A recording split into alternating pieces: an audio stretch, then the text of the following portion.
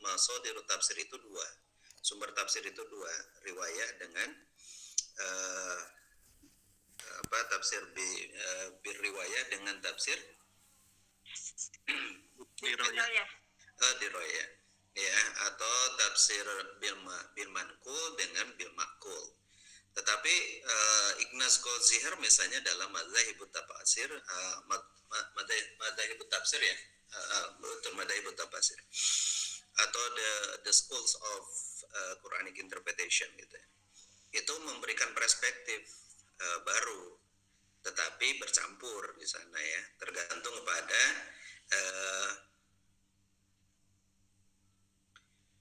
Mel ininya hilang. Ini. Ya, kemudian masuk ke tokoh-tokohnya, karya-karyanya. Nah ini yang baru ya, pola-pola konteks sosial historis penyusunan tafsir di Nusantara dan di Indonesia. Ya ini penting ya tentang pola-pola itu, karena tadi yang disebutkan oleh Bu Yayan bahwa setiap tafsir itu punya konteks sosialnya sendiri. Ya. Baik nanti tafsir yang memang dilatar belakangi oleh pendidikan tertentu atau ormas tertentu atau kebutuhan-kebutuhan tertentu gitu ya. Ya. Oke, Mel dilanjutkan.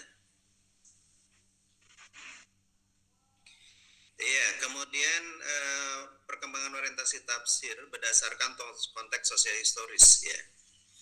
Ya, saya membagi ya ke dalam empat pembabakan. Yang pertama adalah masa klasik abad ke-16 sampai abad ke-19. Di sini sebenarnya banyak karya tafsir, tetapi masih banyak dalam bentuk manuskrip ya. Yang sudah publish mungkin ada beberapa lah, tetapi saya menampilkan 3 misalnya, yaitu tafsir Turjuman Al-Mustafid, kemudian tafsir Al-Munir, kemudian Faidur Rahman ya. Kiai Soleh Darat itu sebenarnya di transisi ya, di akhir abad ke-19 awal abad 20, dan saya juga baru mendapatkan tafsirnya yang versi baru ya, karena sudah ditahqiq. Kemudian ada orientasi tafsir pada masa awal abad ke-20 atau 1900-an sampai pra-merdeka. Ya jelas ini pembabakannya mengikuti sejarah ya, pembabakan sejarah atau politis, itu kata Howard Biderspiel itu. Ya kalau Howard Biderspiel kan mengambil berdasarkan bentuk komentar, tafsir atau fahmulnya ya. Kalau Islah Gusmian nanti ada pembabakannya berdasarkan tahun, tetapi lebih banyak pada pengambilan tematiknya ya, tema, kemudian pengambilan bentuk atau jenis huruf dan aksara dan yang lain-lain. Ya coba kita menggunakan pembabakan politis itu aja ya.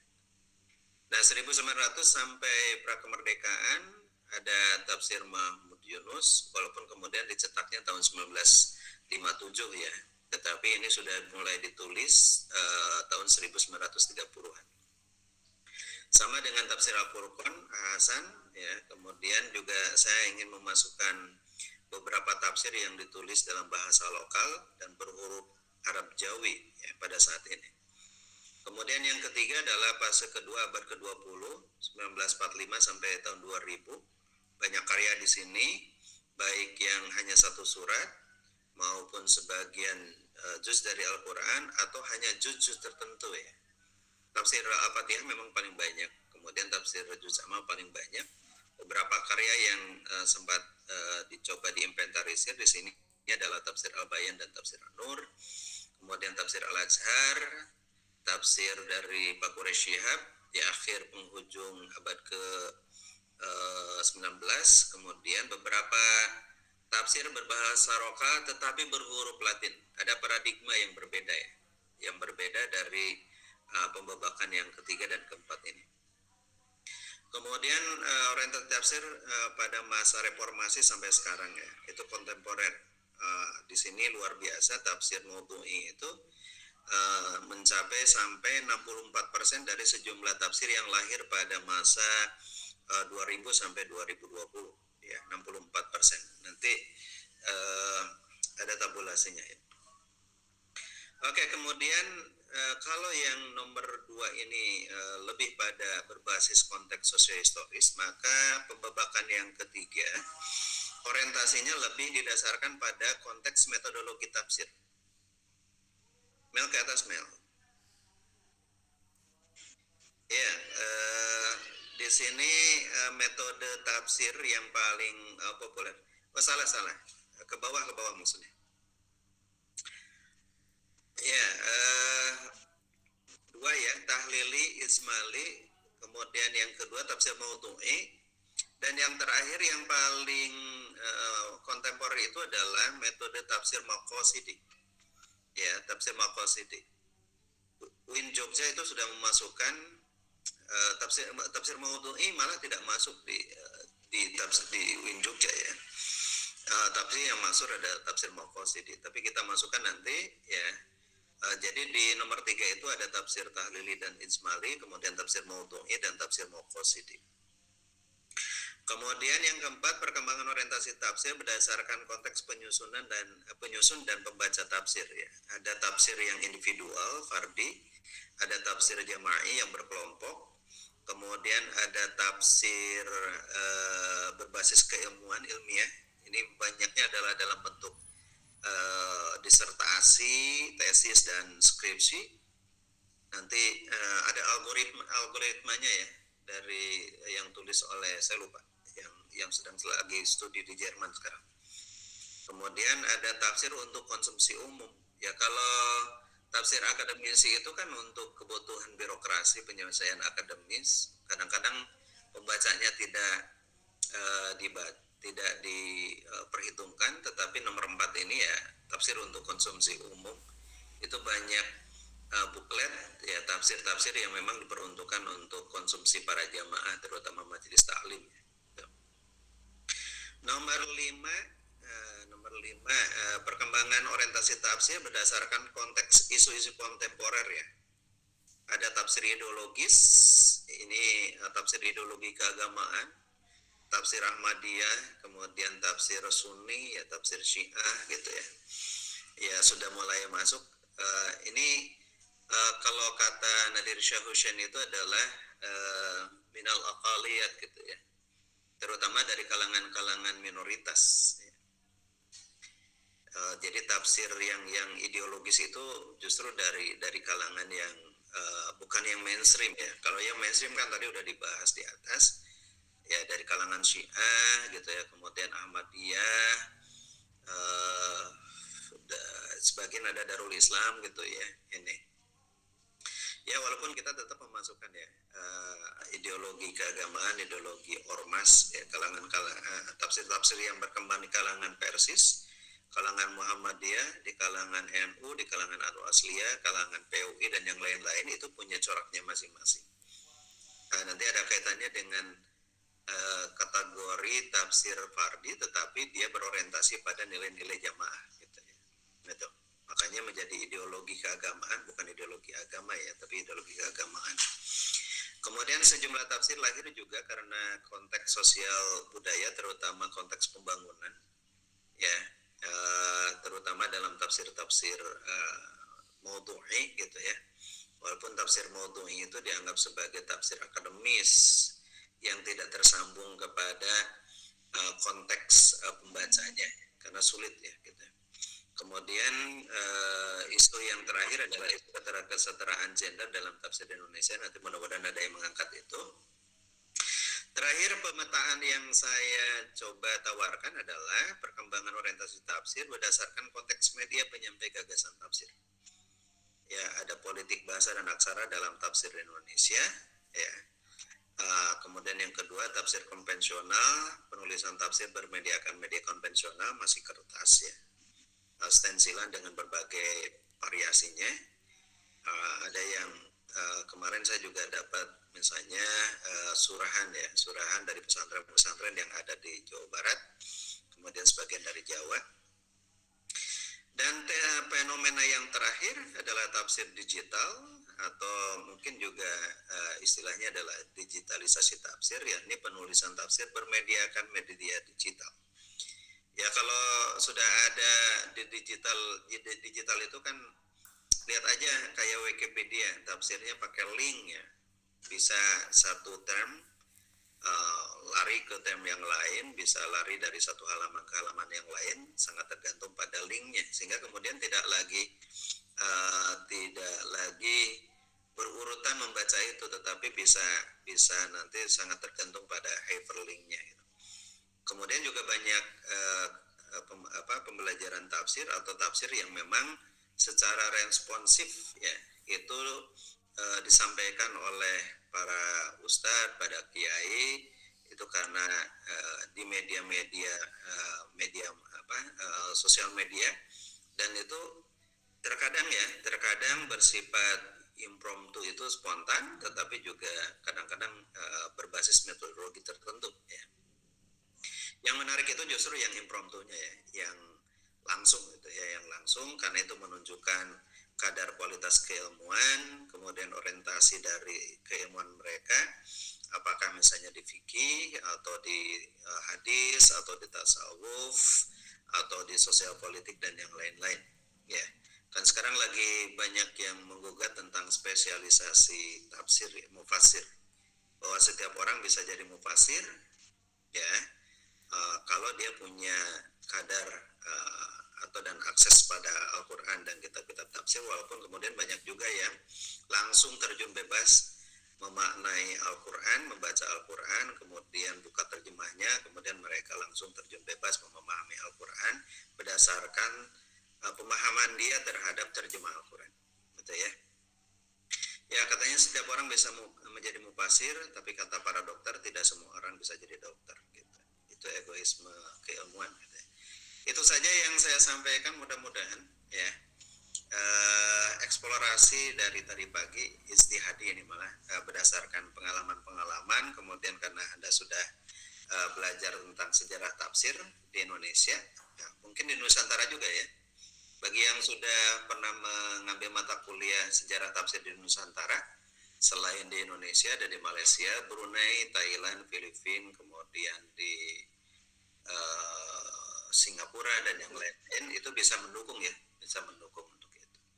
Itu saja, mudah-mudahan banyak tanggapan, dan saya berharap setiap orang, setiap kita semuanya sudah bisa memposisikan kira-kira tema artikel yang kita akan tulis ya, itu di mana, gitu aja.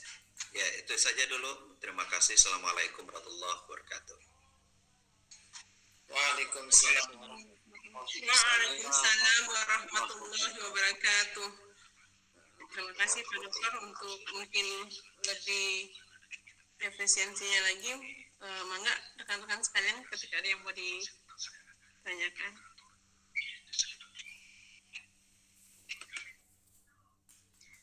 Nabilah Bu Amel izin bertanya, Pak. Mangga Teh Nabil.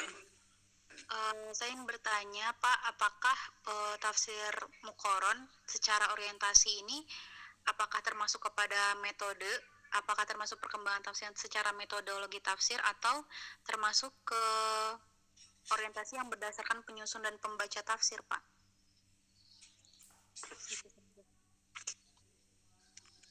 Iya. Ibu, mangga. Ya. Terima kasih Nabila. Kalau Muqaron ya masuknya ke metodologi, ya, metodologi. Jadi walaupun memang di Indonesia Pak Dadan agak kurang ya tafsir Muqaron ya. Iya.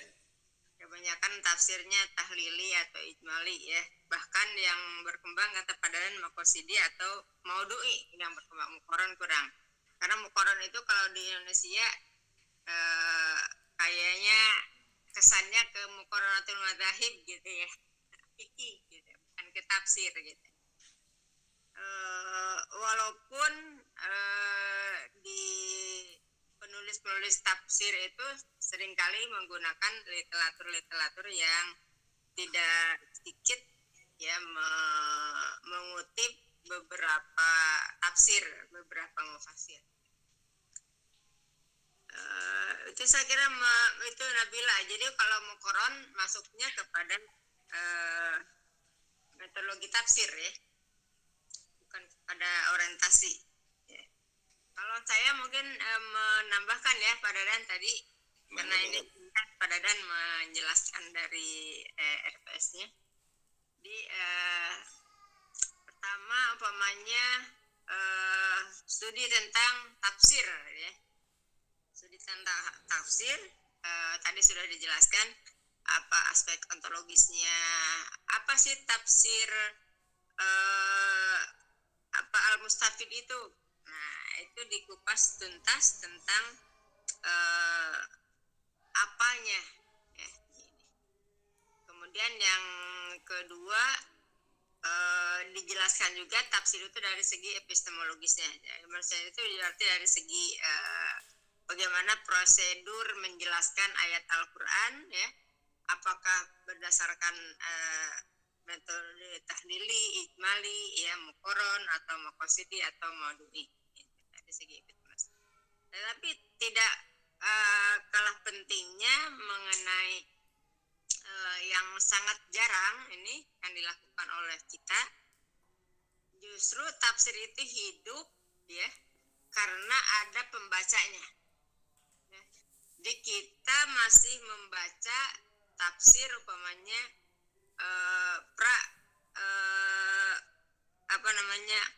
tafsir klasik umpamanya tafsir An-Nawawi. Mengapa kita justru sangat bukan senang ya, seperti kurang sakral gitu kalau tidak membaca tafsir klasik ya, baik yang ada di Indonesia maupun yang ada di dunia pada umumnya.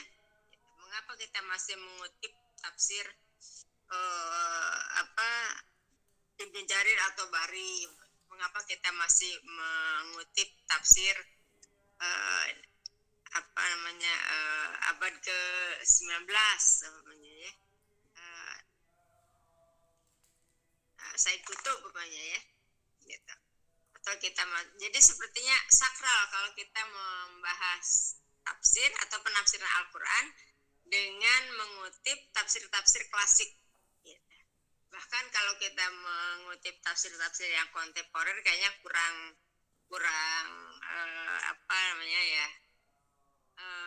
kurang sahih begitu ya.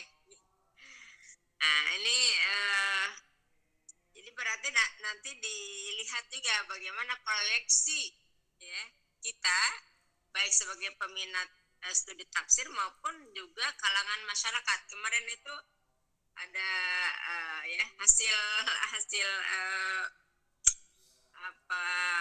pemantauan ya. Jadi pada setiap malam Jumat itu ada kajian tafsir gitu ya untuk kalangan akademisi ya. Jadi kalangan profesor dan doktor.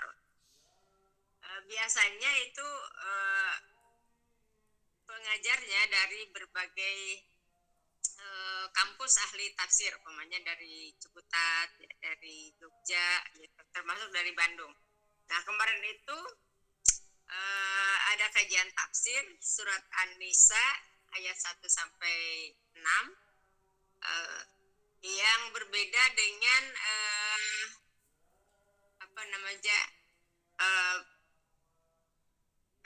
penceramah lain gitu penceramahnya ya. Nah, jadi kebetulan dari UIN Bandung yaitu Profesor Dinin Salahuddin Pak Dadan. Yang biasanya kalau yang lainnya menjelaskan ayat Al-Quran itu pokoknya tadi kata Pak Dadan langsung saja begitu ya.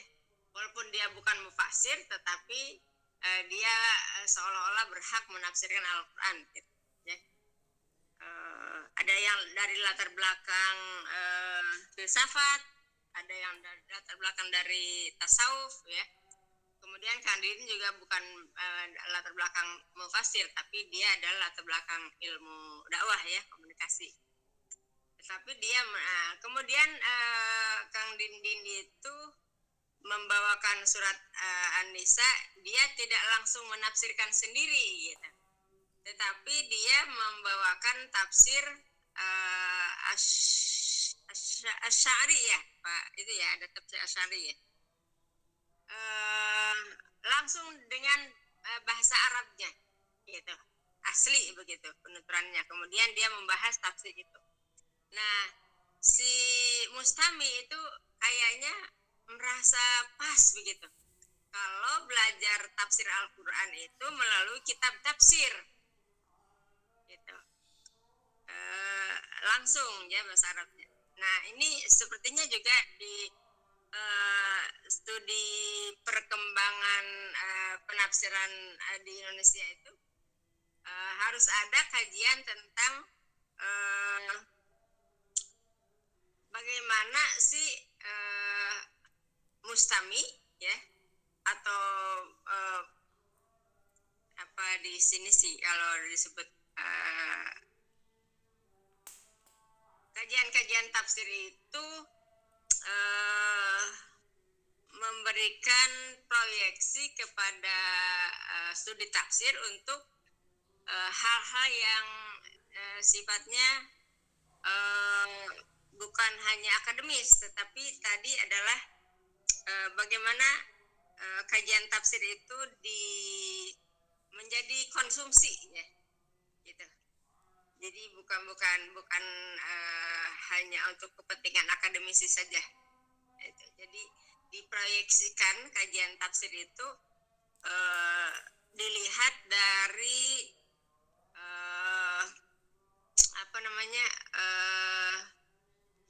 respon dari masyarakat. Gitu, ya. Kalau tadi kan diharapkan bahwa mahasiswa itu pertama umpamanya mengkaji ya para mufasirnya, bagaimana latar belakang intelektualnya, latar belakang pendidikannya, bagaimana latar belakang pergerakannya ya. Kemudian bagaimana tafsir itu dilihat dari segi metodologi ya. Nah, yang ketiga bagaimana respon masyarakat terhadap suatu tafsir ya gitu. Terhadap suatu penafsiran. Nah, ini mungkin juga bisa dijadikan penelitian oleh mahasiswa. Jadi respon masyarakat. Jadi respon masyarakat itu ternyata bahwa jarang sekali pengajian itu membahas tafsir Al-Misbah umpamanya.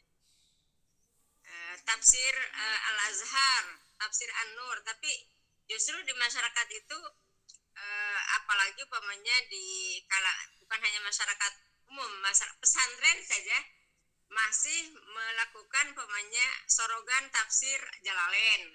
Tidak ada sorogan tafsir Al-Misbah, ya. Sorogan tafsir Al-Azhar gitu. Tapi kalau tafsir Jalalain itu setiap bulan Ramadan selalu ada. Nah, ini kan berarti menarik gitu untuk dikaji. Kenapa masyarakat itu masih merespon ya tafsir-tafsir klasik ketimbang tafsir-tafsir kontemporer. Gitu. Itu tambahan sementara Pak Dadan. Ya, Nabila ya tadi tentang Muqarran. Ya, saya mengikuti pendapat dari Pak Quraish Shihab, kemudian Bakir Sodar dan Pak Habib Muhammad ya. Intinya adalah bahwa tahlili, kemudian ijmali dan muqarran itu sebenarnya satu kesatuan, hanya modeling dalam tafsir yang tajzi'i ya, atau tafsir yang tartibi gitu. Tajzi'i itu yang mulai dari Al-Fatihah ya, terus berurut sampai ke An-Nas gitu ya. Walaupun dalam tafsir Jalalain kan tidak dimulai dari Al-Fatihah ya, dari Al-Baqarah ya, dari Al-Baqarah. Makanya dalam tafsir Jalalain itu Al-Fatihahnya ada di akhir. Karena Jalaluddin Al-Mahalli, Syekh Jalaluddin Al-Mahalli belum sampai ke Al-Fatihah ya, belum menyusun Al-Fatihah, keburu wafat gitu ya. Nah, baru sama Syekh Jalaluddin Asyuyuti ya, Imam Jalaluddin Asyuyuti. Nah, tadzi'i itu modelnya ada kadang-kadang ijmali, kalau hanya global seperti Rodotul Irfan yang disusun oleh Pak Kiai Ahmad Sanusi itu ada tafsir ijmalinya. Jadi 10 ayat tafsirkan atau berapa ayat tafsirkan dengan ringkas ya. Karena memang hanya untuk catatan kaki aja waktu itu. Tapi untuk tafsir-tafsir yang lain itu analisisnya mendalam sekali. Ya, maka itu disebut dengan tahlili. Tapi kadang-kadang juga mengutip dari berbagai madhab ya, atau dari berbagai tafsir, kemudian dikomparasikan, ya, maka itu disebut dengan muqaran. Ya, pada dasarnya sebenarnya menurut ya kayak Ignaz Goldziher atau kemudian Howard Witherspoon atau bahkan menurut Pak Quraisyihab, hampir tidak ditemukan yang konsisten pada satu bentuk ya, satu bentuk metode lah. Ijmali semua tidak. Kadang-kadang kayak tafsir Jalalain saja yang orientasinya ijmali, kemudian lebih pada lughawi, kadang-kadang memberikan penjelasan cukup panjang. Ya, jadi terkait dengan tahlili, ijmali dan muqaran itu hanya ketika diakumulasi secara keseluruhan, maka ini kategorinya bisa jadi tahlili gitu ya. Kemudian catatan terhadap muqaran, hampir tidak ada tafsir yang kemudian konsisten dengan muqaran. Berbeda dengan misalnya fikih muqaran yang tadi disebut oleh Bu Jayayan ya. Ada fikih 4 madhab misalnya. Walaupun kemudian ketika fikih fikih 4 madhab itu disusun, tidak memasukkan fikih yang di luar sunni ya. Tafsir madhab Ja'fari tidak masuk ya. Kalau kita mendengar imam madhab yang sebenarnya sudah mustahid mutlak itu lebih dari 200 itu ya, tetapi yang kemudian diakui di dalam tradisi sunni ya, sunni yang dilembagakan sebenarnya setelah Nizamul Mulk ya, Nizamiyah ya, 4 madhab itu. Tapi sebelum itu kan seperti guru-gurunya Imam Asy-Syafi'i, Sufyan Ibnu Uyainah dan Sufyan Asy-Syauri juga punya fikihnya masing-masing. Gitu ya. Tapi yang kemudian dilembagakan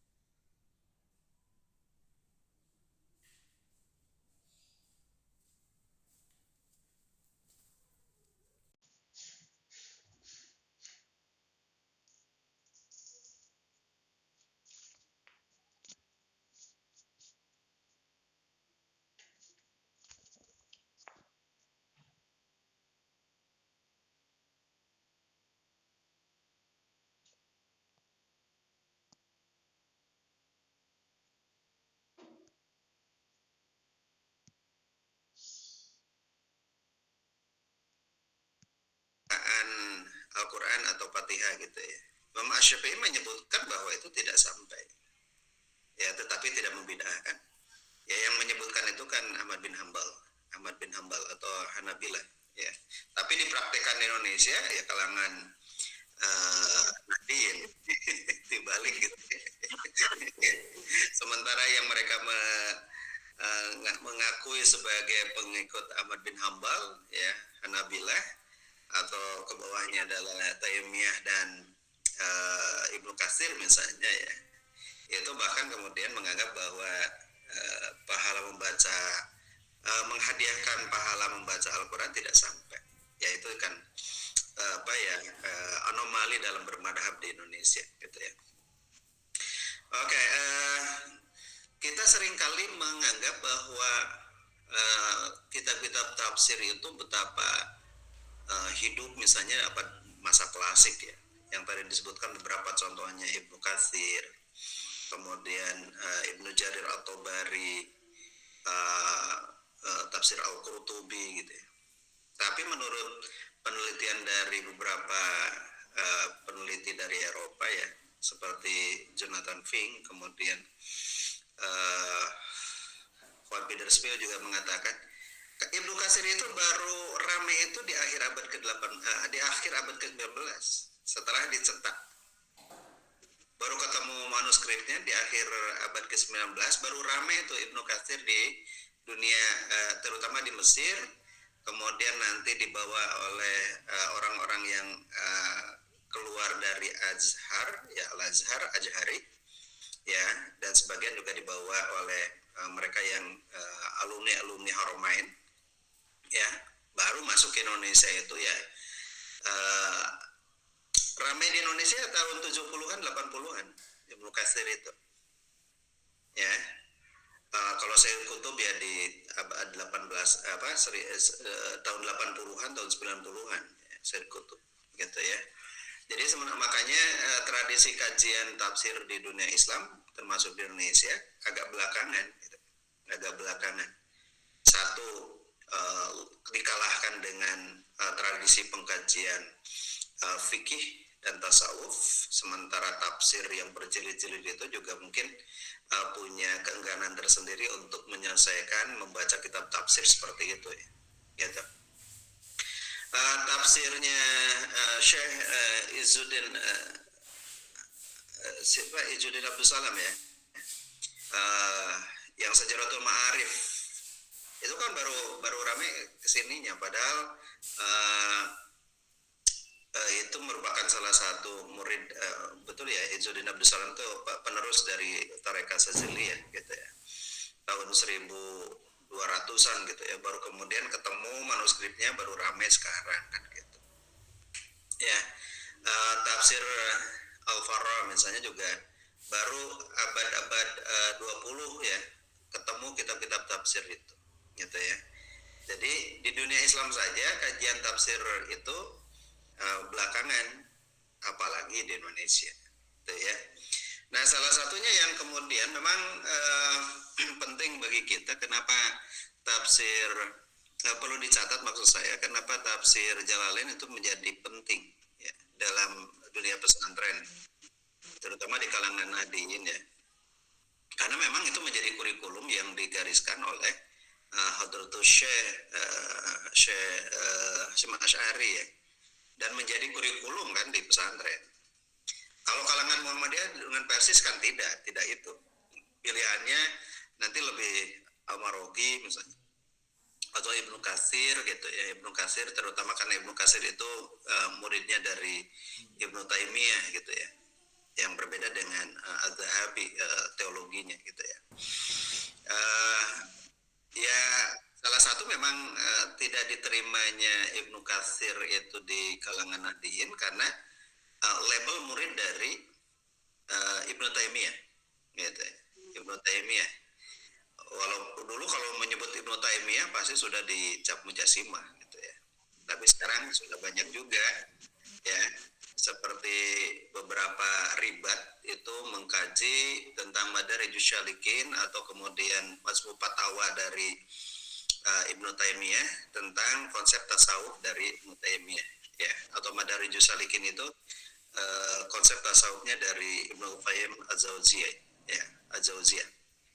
Nah, jadi kata orang-orang sufi ya, tasawuf atau tarekat, Ibnu Taimiyah dan Ibnu Qayyim juga mendirikan merintis tarekatnya sendiri, tidak tasawufnya sendiri lah ya, tidak bertarekat, sehingga kemudian kalau ada anggapan bahwa Ibnu Taimiyah dan Ibnu Qayyim itu mengharamkan tasawuf, tidak juga katanya gitu. Hanya dengan konteks yang berbeda, namanya bukan tasawuf tapi tazkiyatun nafs gitu ya.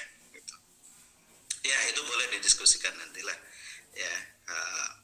Nah, salah satunya yang tadi disebutkan juga oleh Bu Yayan bahwa di Indonesia memang pengkajian tafsir itu ya akan prestis, punya prestise ya kalau membaca kitab kuning ya.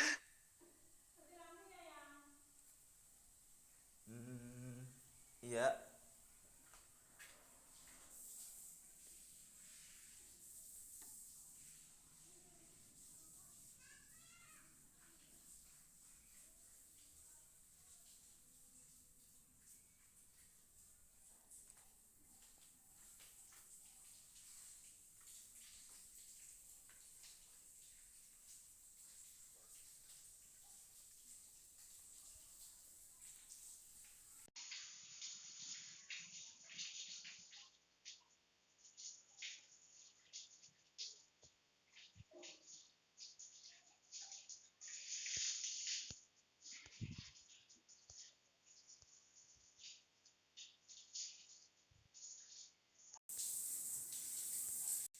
nulisnya kan begitu. Itu tradisi Nadien kan begitu. Ya tradisi yang lain juga pasti mendoakan para penyusun kitab atau bukunya kan begitu ya. Nah, salah satunya yang ditemukan oleh saya adalah banyak di antara terutama di kalangan pesantren kalau Apanya ya?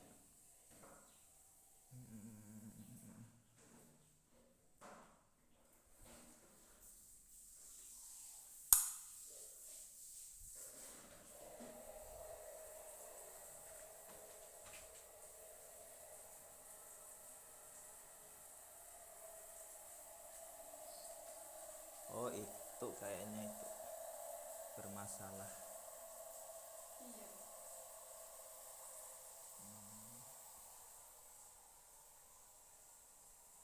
Itu aja nanti dulu kan dilepas. Gimana kamu?